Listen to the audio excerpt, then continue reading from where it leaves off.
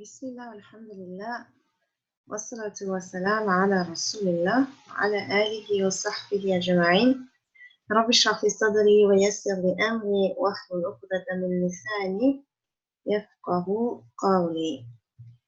Assalamu alaikum wa rahmatullahi wa barakatuh, sisters. I was just writing down this quote of Sheikh Imam al-Ghazali regarding litigation, but I'm just gonna do that, and it's gonna be part of your homework, inshallah. So, alhamdulillah, last time we ended in the middle of chapter 60, which is a major sin regarding dispute and arguing validly, right? And this is a major sin. Basically, it's condemned. It's not something that is good for us to constantly be arguing, disputing, being, argumentative. And even if we do have to debate, like in Surah Al-Ankabut, where Allah Azza wa Jal in the translation says, do not argue with the people of the book unless it is in the politest manner. So there's a way that we're supposed to deal with people even when we disagree. It has to be with manners, right? And in Surah Al-Nahl, it says, and discuss things with them in the politest manner, right? So that is another ayah. And in Surah Al-Mu'min, it says, only those who disbelieve will argue about Allah's signs, right? So avoiding to really being in this argumentative mode. And we ended last class on the explanation of An-Nawawi, rahimahullah, who said, if arguing is done in support of the truth and its determination, then it is good, it's praiseworthy. But if it is against the truth or is with no solid basis of knowledge, then it is blameworthy. So don't just argue just to argue, right? Have the right knowledge, have the right reasons for doing it. And so this is where we're going to pick up. It says, a scholar said, I have not seen anything more harmful to religion and to the sense of honor than dispute. This something comes to mind. It's not in this book, but have you guys heard of the hadith about Laylatul Qadr and dispute? Anybody? Have you guys heard of Laylatul Qadr? Assalamu alaikum. Alaikum salam. What I heard was like the Sahabas were arguing between themselves about the night it was. So because they were arguing and all that, in the process, the Prophet he forgot the exact time. The actual time. Yes, subhanallah. So it tells you like how, you could be in the verge of having something really good, but because of you arguing this way, you can lose a lot of barakah in what you do. You can lose a lot of, you could lose, the pleasure of Allah. Like Allah may be pleased with you right now, and then because of all this argument, like you're losing barakah. There's another hadith too with Abu Bakr and the angels. Anybody heard about this one? It's not in the book. Those are things that come to mind. Somebody came to Abu Bakr radiallahu anhu and he was abusing him, and the Prophet ﷺ was smiling. Anybody heard this hadith? No? Okay. Abu Bakr, I haven't had the hadith. You haven't heard it? Okay. No. Okay. Zuleha? No? You haven't heard it either?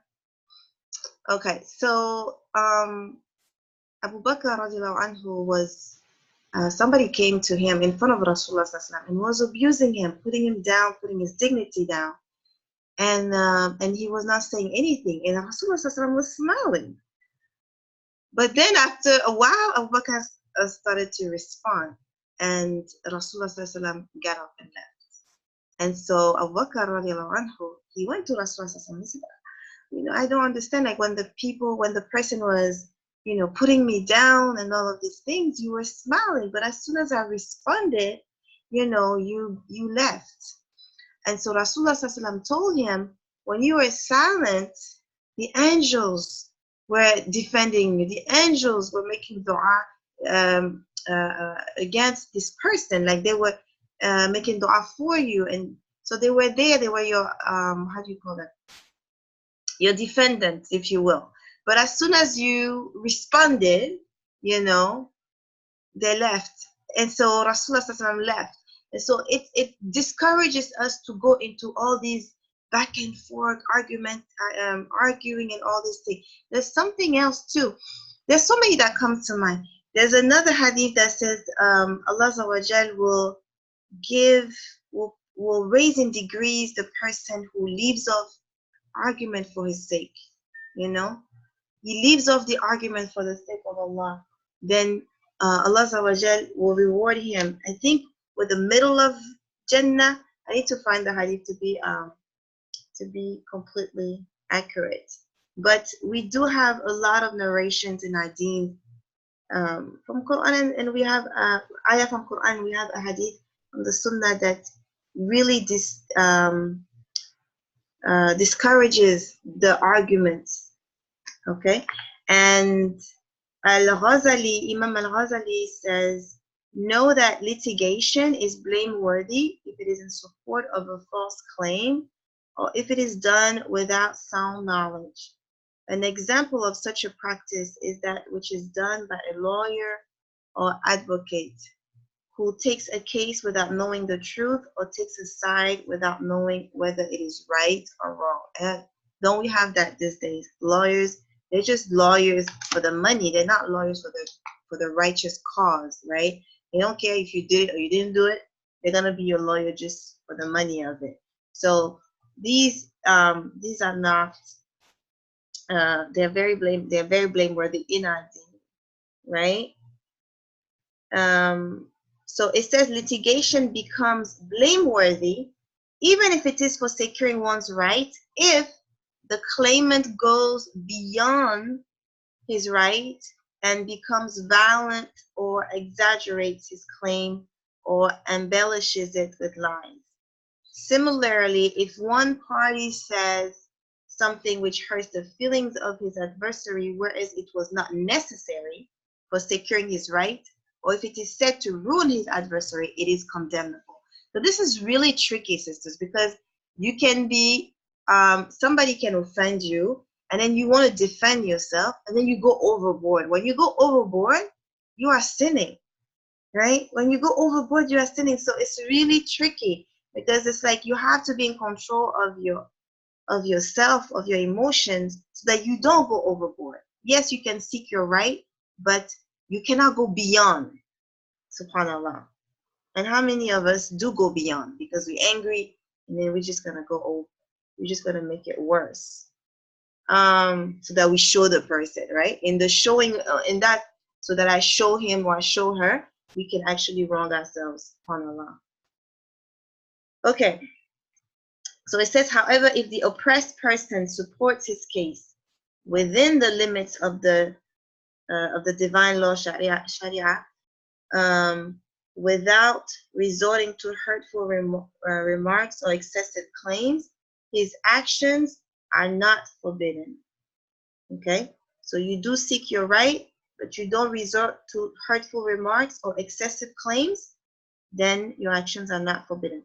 But it's the Sheikh says it is preferable that his grievance be settled out of court without mutual recrimination. For once a person's tongue is loosened in dispute, it is quite likely that passions will be aroused and words spoken which may cause permanent enmity between the adversaries, right? So what he says is very powerful. Once a person's tongue is loosened in dispute, it's hard to control it, right?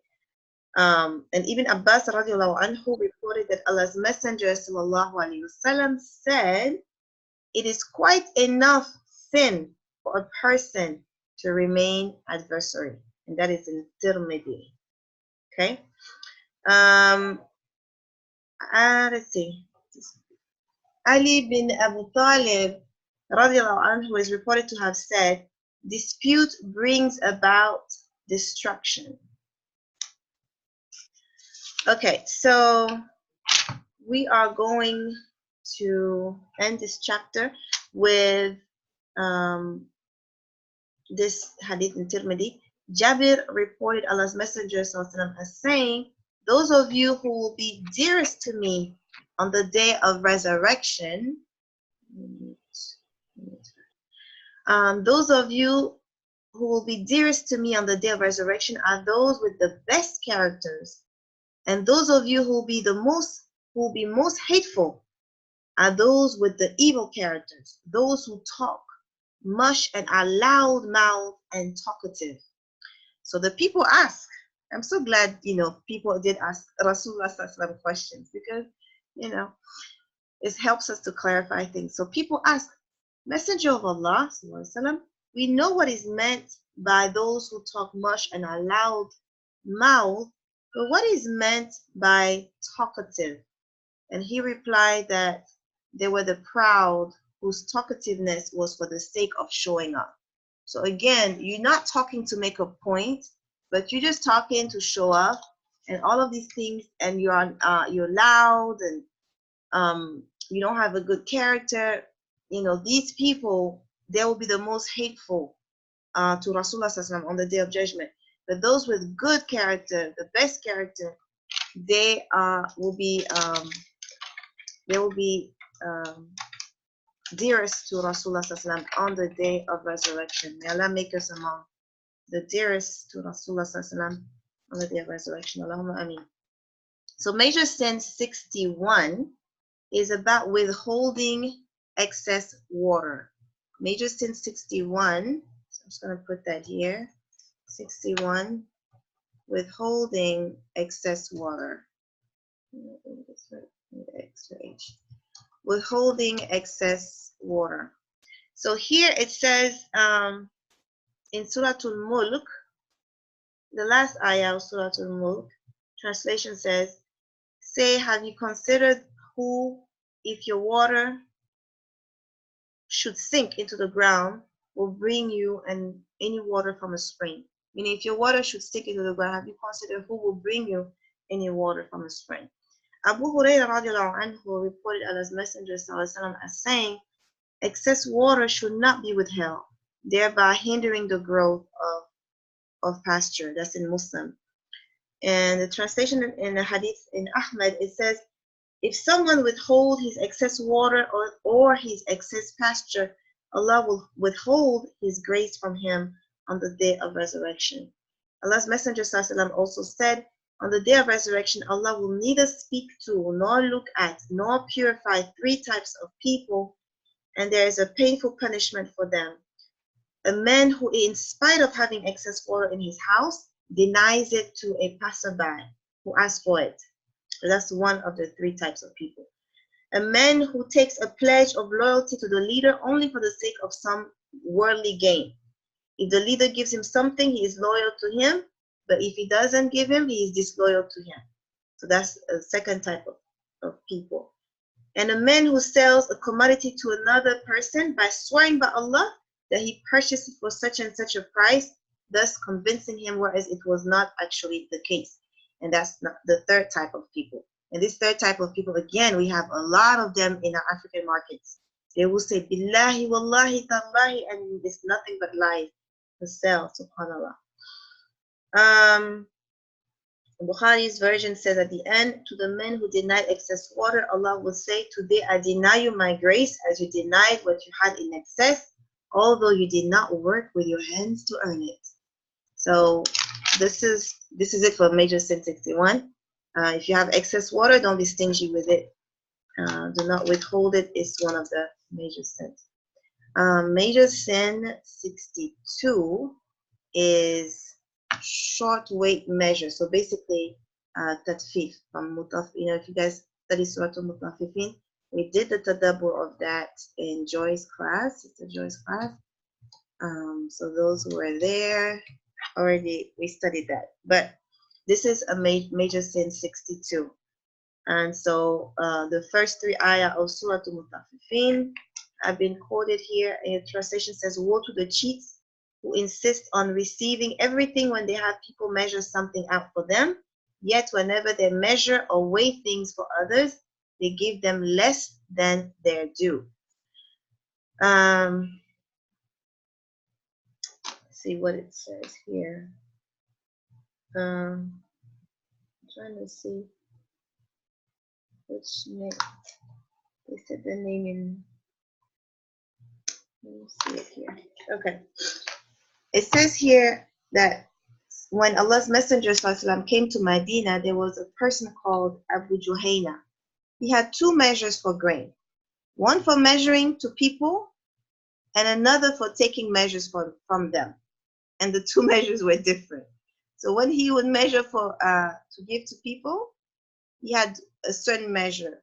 And when he would taking measures from them, he had another measure. So what the difference, right? It's not right. So this verse was revealed concerning that situation.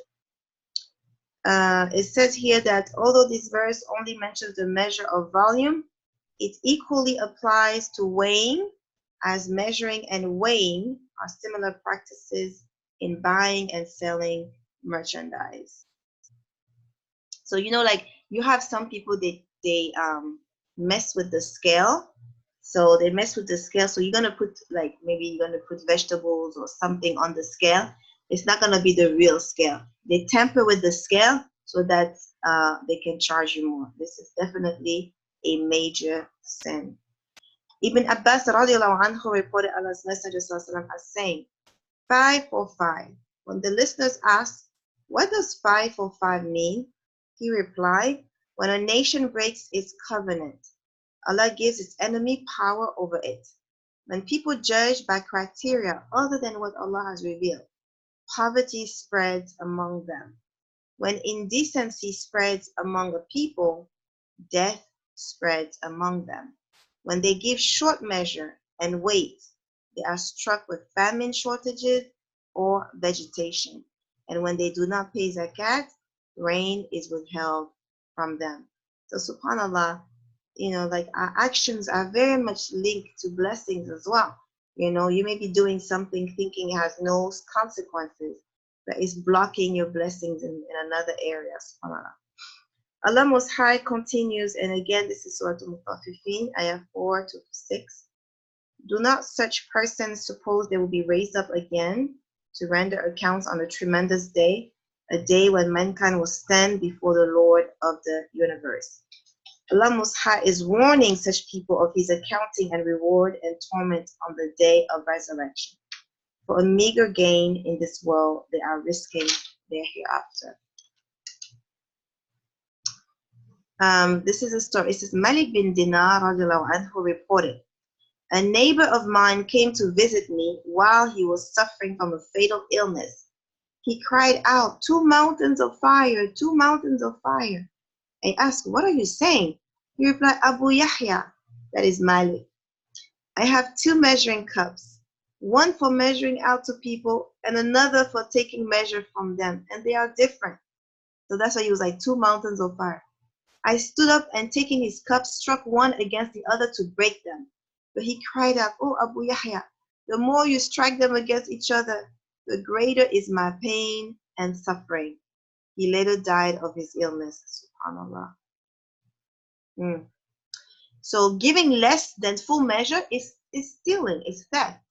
Although it is a little limited stealing. However, it is prohibited and is a crime punishable in this world, and Allah had warned that its punishment in the hereafter would be wail. Wailul, wail, translated into woe, which means severe punishment. Some even say that wail is a valley in hell. It is so intensely hot, if the mountains of the earth were to be brought into it, they would instantly evaporate. SubhanAllah. May Allah save us. May Allah save us. May Allah save us.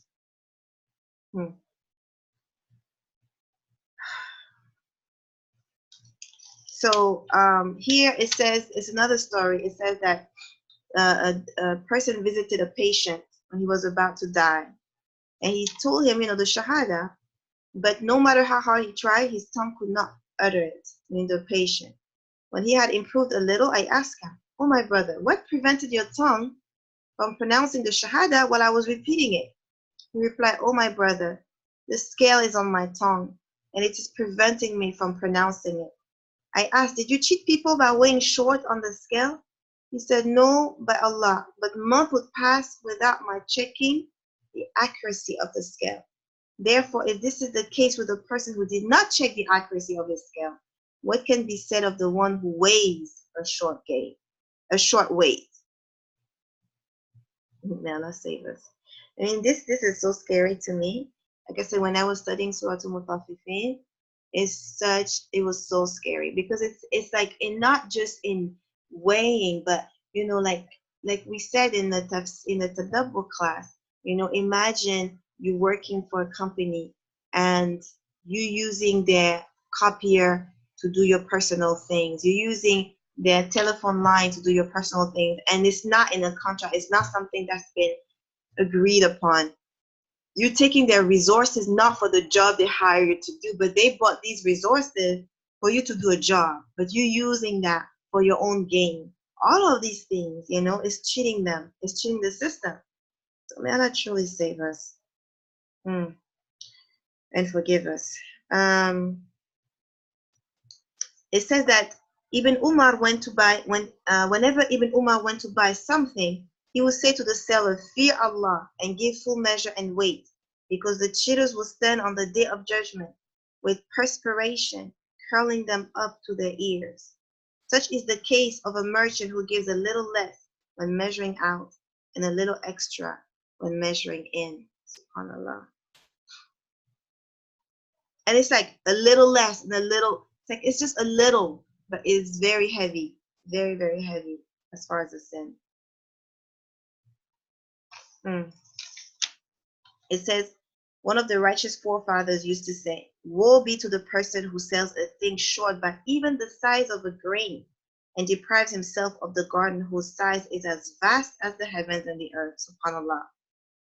SubhanAllah. And alas for the person who purchases the valley of well in hell by taking a single extra grain which does not belong to him. SubhanAllah. We ask Allah to forgive us and save us from any temptation, for He is indeed the magnanimous and the gracious. Wallahi, like Jannah is like this quote of this person. It is so powerful. Let me see if I can read it again. It says, woe be to the person who sells a thing short by even the size of a grain and deprives himself of the garden, meaning Jannah, whose size is as vast as the heavens and the earth. So because you sold something a little, like a grain less, you did this for dunya, and then you're losing that vastness of Jannah. And then woe to the person who purchased the valley of well in hell by taking a single extra grain which does not belong to him. Actually, forgive us. Okay, major sin 63, feeling secure from Allah's plans. Feeling secure from Allah's plans. Let me just type that right quick. 63, feeling secure from Allah's plan. Okay, it says here in Surah Al-An'am, Ayah 44, translation says, so once they forgot what they had been reminded of, we opened the doors to everything for them until just when they were happiest with what they had been given, we caught them suddenly, and there they were confounded. Caught them suddenly. The Sheikh says it means that they unfeelingly experienced Allah's torment. Al-Hasan radiallahu anhu says, if God gave someone too much and that one did not know that it is a plan from Allah, he will not understand anything. However, if Allah gave someone too little and that one did not know that God regards everything, he will not understand anything. So at the end of the day, we always have to keep Allah in mind in whatever happens to us, right? Uqba bin Amir anhu reported that Allah's Messenger sallallahu alaihi wasallam said, when you see that Allah bestows upon his slave what he likes to have, and that slave is persistent in sinning, that is his gradual downfall. I remember I was, I think it was in Surah Zukhruf. If it's not Surah Zukhruf, it's another surah right after that or before that. And I was teaching this young girl tadabbur, and I was asking her. I said, so if you see somebody, you know, having blessings and all of these things, but at the same time, you know, they're committing a lot of sins, obviously publicly major sins, you know, like you see them drink alcohol, you see them, you know, smoke, you see them like with girls left and right, like let's say it's a guy. Or if it's a girl, you see them like dressed any kind of way, partying hard, but money, they're getting more and more money. You know, popularity, they're getting more and more popular. Like everything seems to open for them. Like if you see that, how do you know that it's either a blessing or a punishment, a test? And so, anyway, at the end of the day, that was the answer. The answer was, if you see them with a lot of dunya, but they keep sinning publicly, because we all sin, but you know, like you obviously see them in a lot of sins, and yet they have a lot of dunya, then this is not good for them, actually. This is definitely not good for them. Like I said, that is his gradual downfall. It says some earlier righteous scholars said that when Iblis, Shaitan, disobeyed Allah, while he was one of the angels, while he was among the, let's see,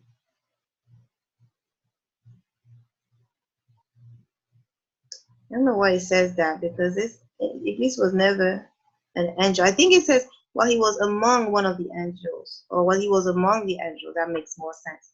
The archangel Jibril and Mikael began to weep bitterly.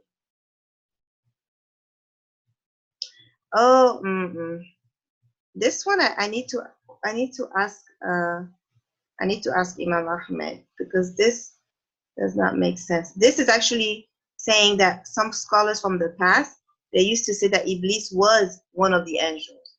But we know in the Quran, Allah says that Iblis was Shaitan. I mean, he was a jinn. So I don't know why this was quoted here, but they were saying that even the angels were saying, we do not feel secure from your plans. All right. The Prophet ﷺ used to repeat saying, O turner of the heart, keep our hearts firm on your religion. When he was asked, O Messenger of Allah, are you afraid concerning us? Rasulullah ﷺ said, the hearts of his servants are between two of the fingers of the most merciful. He turns them this way and that way as he deems proper. And that's in Tirmidhi. So definitely, if you do not know this dua, sisters, I'll post it in the group. Definitely memorize this dua. Allahumma ya muqallib al-qulub, thabbit qalbi ala dinik. It's a dua that we definitely have to say and memorize and say very regularly, inshallah. Rasulullah used to repeat that this dua. You know, he used to repeat it. So the major sin that we are looking at is like feeling secure from Allah's plans. None of us should feel secure from Allah's plans, meaning none of us should feel like until death comes, you know, we shouldn't feel like, oh, we got this. You know, we should always be between hope and fear, right?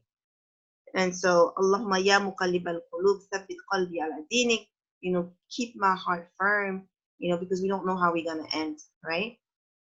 Abu Hurairah radiallahu anhu reported Allah's Messenger sallallahu as saying, one of you will do the deeds of the people of Jannah, so there remains only a span between him and it. Then the decree will overtake him so that he will do the deeds of the people of fire and will enter it. And that's in Bukhari and Muslim. And so in another narration in Bukhari and Muslim, it says, the one does the deeds of the people of hellfire, but he is an inhabitant of Jannah. And another does the deed of the people of Jannah, but he is an inhabitant of the fire. For the judgment is given according to one's final actions. The judgment is given according to one's final actions. So some people, they misunderstand this and they're like, well, let me just party and do whatever I want to do anyway.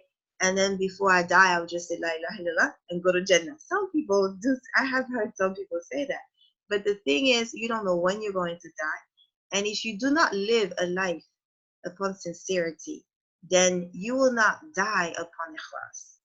You will not die upon sincerity because you didn't live a life upon La ilaha illallah, right? So the sincerity is what is important in this hadith to be understood, right? If you can be doing deeds of people of Jannah, right? But you're not sincere. You're not doing this for Allah. You're not, in your heart, you have absolutely no ikhlas. You have absolutely no iman. You're just doing the things for even maybe dunya reason. Maybe you praying, like, okay, this is a Sufi sect, but some people enter this sect in Senegal just because of the financial benefits, right? Like I've heard, people say, oh, I'm with them because, they really support each other as far as giving you jobs, as far as business, they give you loans and stuff like that. It's a Sufi sect, so it's not even something to be on. But my point is, some people are with people because of dunya. Some people may be doing acts of ibadah because of dunya, not because of Allah. So which surah is that? I forgot which surah it is, but in the 50s, it's in the 50s, where the people of you have the people of hellfire would call onto the people of Jannah and tell them to give them some of their light. And they will say, no, go back to dunya and get your light. And then the people will say, but we were with you in dunya. We were with you. And they said, no, yes, but you were deceived by shaitan, right? So we were with you, meaning they were praying in the masjid. You saw them in Ramadan, but the heart, what is in the heart, that's what makes the difference at the end. What you're going to die upon is what is in the heart, right? So hopefully that's understood. Have any questions or comments? This is where we'll stop, inshallah.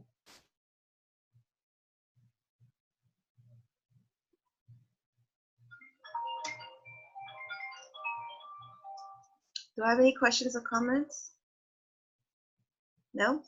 All right, sisters. So the questions I will put the questions, inshallah, today. We did 60, we finished 60, we did 61, 62, and we are not done with 63. We have a little bit left on chapter 63. And we'll finish that, inshallah, next session. May Allah forgive the mistakes, accept the good, and help us to implement whatever we have learned today. Give us tawfiq. Allahumma ameen. Subhanaka Allahumma wa bihamdik. Ashhadu an la ilaha illa anta nastaghfiruka wa natubu ilayk. Assalamu alaikum wa rahmatullahi wa barakatuh.